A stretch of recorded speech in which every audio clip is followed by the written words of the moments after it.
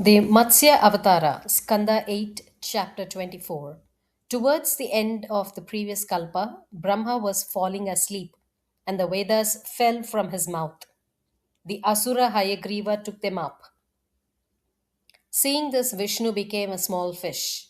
King Satyavrata was making tarpana, that is, offering libations of water. When the fish found its way into his hands, he threw it into the river. The fish implored the king to preserve him, so he took it home and placed it in a small water pot. The fish increased in size so much that all tanks and rivers were tried, but they could not contain it. At last, the king took the fish to the sea, but it implored him not to throw it away into the sea. The king then said, "This fish must be the deity himself, otherwise, how could it grow so large?" The fish then addressed the king thus: "On the seventh day from this, the Triloki shall be plunged into the Pralaya waters. Then a big ark shall come to thee. Take all plants, all seeds, all animals, and the seven rishis with you, and get into that ark. When the wind shakes that ark, tie it with the serpent to myself. I will remain with that ark in the Pralaya ocean till the awakening of Brahma. I will manifest supreme wisdom in thee." So saying, the fish disappeared, and on the seventh day the Pralaya waters deluged the Triloki. Satyavrata did as he was told. He got the highest wisdom from the fish incarnation. That Satyavrata is Shraddha Deva or present Manu. Skanda 9, the Vaivasvata Manvantara.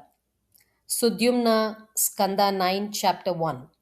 Shraddadeva Manu had no child for some time. Vasishta performed a sacrifice in honor of Mitra Varuna that he might obtain progeny. Shraddha, wife of the Manu, went to the chief priest and asked for a daughter. So Manu had a daughter named Ila. He took Vasishta to task for having had a daughter. Vasishta thought the priest had done something wrong. He prayed to Bhagavan for the change of Ila's sex. So Ila became a male named Sudumna and, in company with others, went on horse back to the chase. He entered a forest called Sukumara below the Meru, which is a playground of Shiva and his consort. He and his companions were all transformed into females, for such is the mandate of Shiva for those that enter the forest. In this changed condition, Sudyumna with his female companions went to Buddha. Buddha took a fancy for Sudyumna and had by her one son, Pururava. Vasishta took pity on Sudyumna again and prayed to Shiva to change his sex. By the favor of Shiva, Sudyumna became a male for 1 month and a female for another month. He had three sons, Utkala, Gaya, and Vimala. Ikshvaku brothers, Skanda 9, Chapter 2. Manu prayed to Vishnu for 100 years for other sons. He got 10 sons like unto him. Ikshvaku was the eldest. The other 10 sons are Nriga, Saryati, Dishita, Drishta, Karusha, Narishyanta, Prishadra, Nabhaga, and Kavi. Prishadra, while residing in the house of his guru, Prishadra was placed in charge of cattle. It was raining one night. When a tiger entered the fold, the cattle strayed about in fear and bellowed aloud. Prishadra ran after the tiger. The night was dark. He missed his aim and cut off the head of the cow, which the tiger had seized. He found out the mistake in the morning and informed his guru about it. The guru said, "You shall become a Sudra as a fruit of your karma." Prishadra accepted the curse. He became an ascetic and roamed about the earth as a friend of all beings. Eventually, he ended his life in fire. Kavi. Kavi attained wisdom in his youth. He did not marry. Karusha. The sons of Karusha were the Karushas, a race of pious Kshatriyas who guarded the north. Drishta. Darshtas were the sons of Drishta. Though born as Kshatriyas, they became Brahmanas on this earth.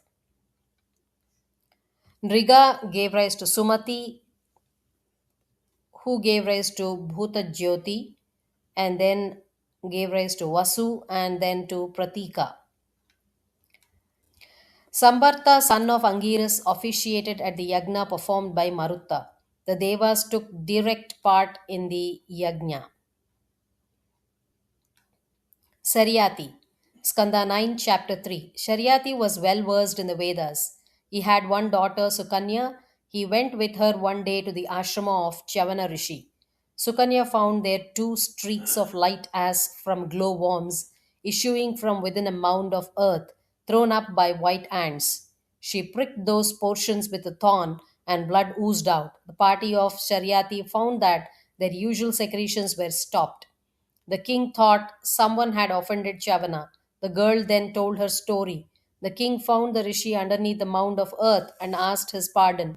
The rishi wanted the hand of the girl in marriage, and Saryati consented. So Sukanya became the wife of Chavana. One day the Ashwini Kumaras came to Chavana. The rishi asked him to give him youth and beauty and promised in return to give them offerings of Soma.